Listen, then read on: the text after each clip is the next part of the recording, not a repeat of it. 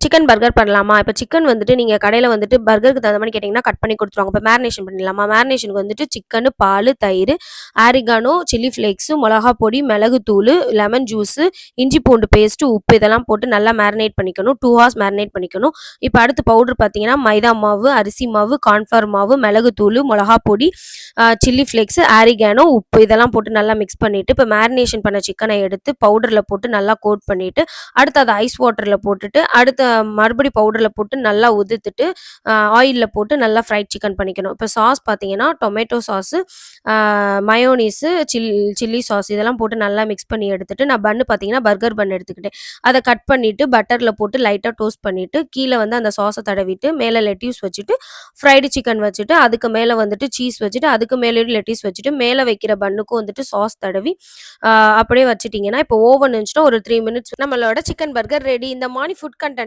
என்னோட ஐடிய ஃபாலோ பண்ணிக்கோங்க.